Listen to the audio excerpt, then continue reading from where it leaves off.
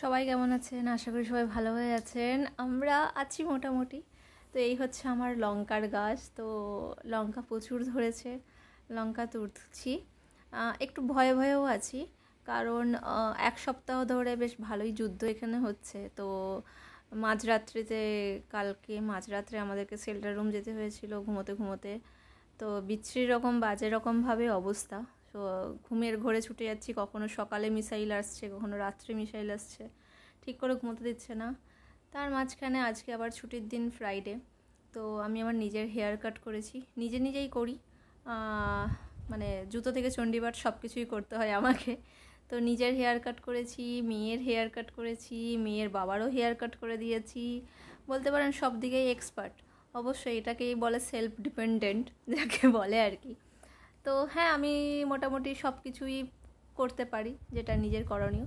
তো চলুন কিছু দেখা যাক। আমি আগের সপ্তাহেতে এখানে গুরু নানকের একটা জন্মদিন সেলিব্রেট করা হয়েছিল। তো সেই উপলক্ষে আমরা লুনা পার্কে যাচ্ছিলাম, আমি আমাদের সাথে আরেকটা ফ্যামিলি ছিল। তো এই হচ্ছে ঠাকুরের গুরু জয়ন্তী এরা মানাচ্ছিল। তো ইসরায়েলে এরকম বাঙালি, মানে বাঙালি নয়, ইন্ডিয়ান কমিউনিটি আছে যারা এগুলোকে সেলিব্রেট করে। তো রিসেন্টলি আবার যাব, 5th অক্টোবরও একটা সেলিব্রেশন হবে। তো ওই আর কি, যে একটু ইন্ডিয়ান কালচার, আর আমার তো বেসিক্যালি ছোটোর থেকে একটু পূজা পাঠ এইসব খুব ভালোবাসি, আর আমার মেয়েরও খুব ভালো লাগে। তো সারাদিনটা এখানেই থেকেছিলাম, একদম পুরো রাত্রেবেলা করে ফিরেছি। খুবই ভালো লেগেছে। ব্রেকফাস্ট দিয়েছিল ইডলি, সাম্বার, আর একটা পায়েসামের মতো একটা সুজির কিছু একটা বানিয়েছিল। খেতেও খুব সুন্দর লেগেছিল। আর তারপরে লাঞ্চ ছিল। তো আমরা ব্রেকফাস্ট করে খানিকক্ষণ বসে তারপরে আমরা চলে গিয়েছিলাম পার্কের দিকে। তো আমার মেয়ে তো খুব এনজয় করেছে, আর সঙ্গে সবাইও। বেসিক্যালি চাইল্ডহুড মেমোরি পাচ্ছিলাম। তো এত ভালো লাগছিলো, বেশ একটা যতই হোক একটা ইন্ডিয়ান কালচার, যেটা আমি খুবভাবে মিস করি। তো পুজোর এই গন্ধ, হোম আর ওই গন্ধ আমার ভীষণভাবে আমাকে টানে, আর ভীষণই ভালো লাগে। আর বেশিরভাগ জনই এখানে কেরালার থেকে এসেছে। তো সেই রেশিওতেও বেশ ভালোই লাগছিল, খুব মজাও করেছিলাম। আর এখানে ক্রিকেট ম্যাচ হচ্ছিল, প্রাইজ ডিস্ট্রিবিউশন চলছিল। এরিয়েল ইউনিভার্সিটি বলে এখানে একটা ইউনিভার্সিটি আছে ইসরায়েলে, সেই ইউনিভার্সিটির ছেলে মেয়েদের ক্রিকেট টুর্নামেন্ট ম্যাচ ছিল। অনেক ফরেনাররাও ছিল। তো নানা রকম দিক দিয়ে দিনটা বেশ ভালোই কেটেছিল। খুব এনজয়ফুল একটা দিন ছিল। আর সত্যি বেশ ভালো লাগছিলো। এটা আমাদের এই ব্রেকফাস্ট নেওয়ার লাইন ছিল।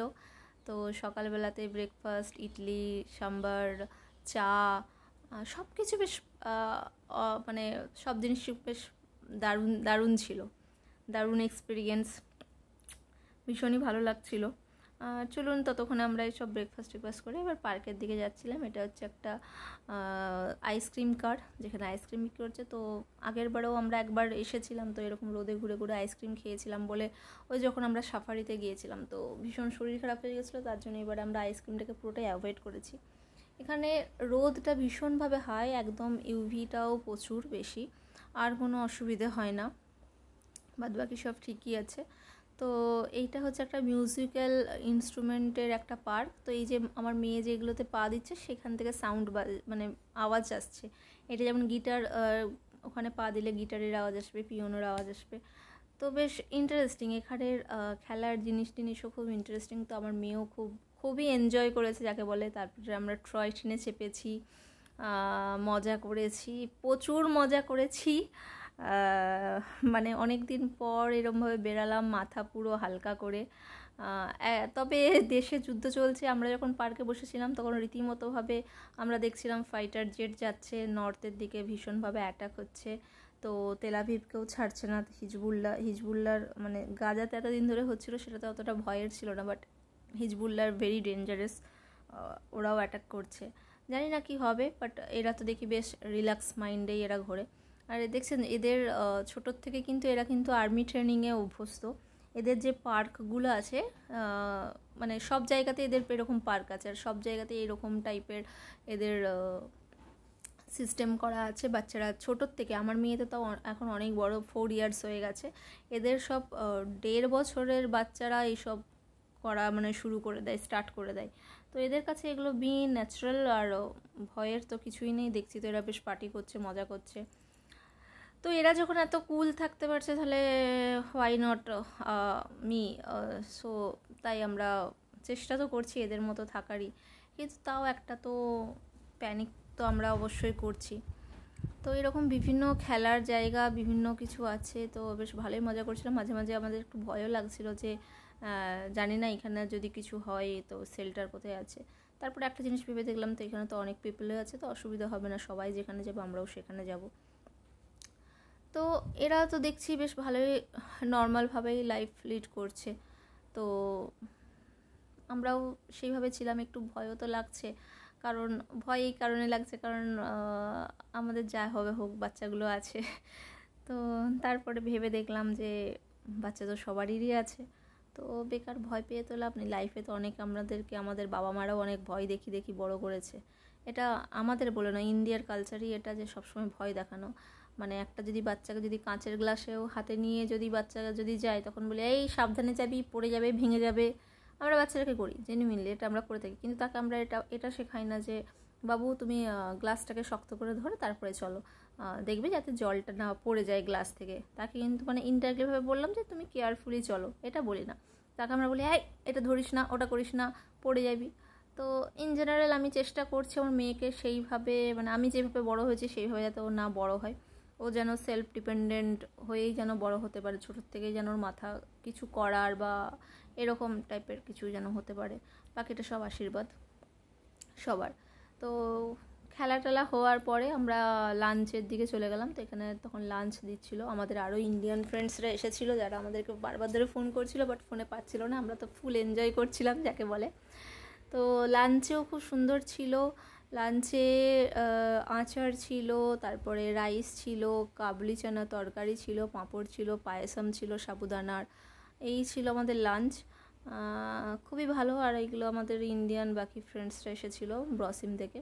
তো ওরা তারপরে চলে যায়। তারপরে আমরা তখনও পার্কের অর্ধেক আমাদের মজা হয়নি, তো আমরা বাকিটা আরও এনজয় করছিলাম। আমার মেয়ে ইউনিকর্নে চড়েছিল। তো এগুলো হচ্ছে আপনার হচ্ছে টাকার একটা কয়েন ঢুকিয়ে দিলে হয়। তো পুরো ছোটোবেলাকার লাইফ আমরা এনজয় করছিলাম, ভীষণই ভালো লাগছিলো। তো এখানে একটা ছোটো বাচ্চা ছিল, তো অভিজিৎ ভীষণ স্পিডে রাইড করছিল। সেই জন্য আমি ওনার বাবাকে বললাম বাচ্চাটা যে ওকে এখান থেকে তুলে নিন, কারণ ও অসুবিধা হয়ে যেতে পারে। তো সারাদিন মিটিয়ে বেশ সন্ধ্যের গায়ে গায়ে বেশ আমরা এলাম। আর সকালে বেরিয়েছিলাম আমরা 9টার দিকে, আর রুমে ফিরেছি আমরা রাত্রি 10:30 পৌনে 11টা বাজে। তখন আমি ভেবেছিলাম যে আমার মেয়ে আর আরেকটা যে বাচ্চা ছিল সে হয়তো টায়ার্ড হয়ে যাবে, বাট দেখলাম না, তারা বেশ ভালোই এনজয় করছে। তো বেশ ভালোই লাগলো। সারা উইকেন্ডের যে এত খাটালি, এত পরিশ্রম, ল্যাবে এত সময় দেওয়া, এত পরিশ্রম করা সার্থক।